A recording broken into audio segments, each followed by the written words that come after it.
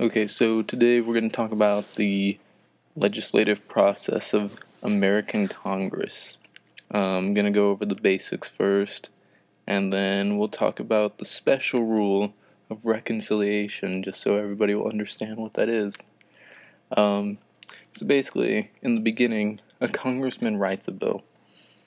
Then that bill gets sent to its respective committee, and then if the committee votes to report the bill to the House takes the bill and votes on it.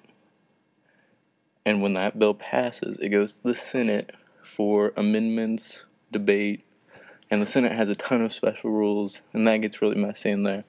So if the Senate passes it, it goes to the White House for the president to sign. And the president can sign it or he can veto it. If he vetoes it, then it goes back to the House, and the House can pass it again, and the Senate can pass it again, and then it becomes a law without the president's signature.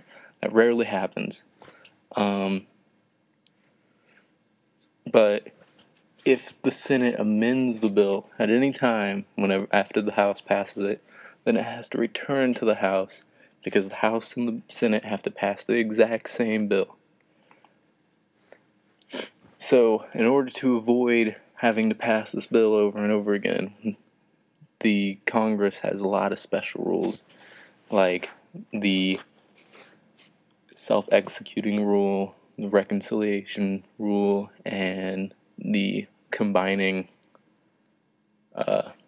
bills in conference rule.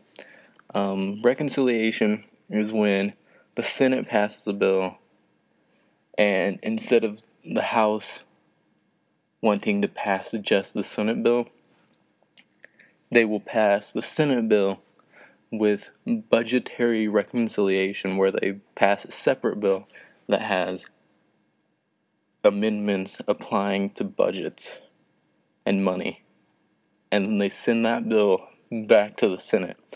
The Senate bill that the House passed goes to the president to sign, and then the budgetary reconciliation bill goes back to the president, and then, or the budgetary reconciliation bill goes back to the Senate, and the Senate passes that, and then it goes to the president from there, and then he signs that, and then the two bills kind of work together.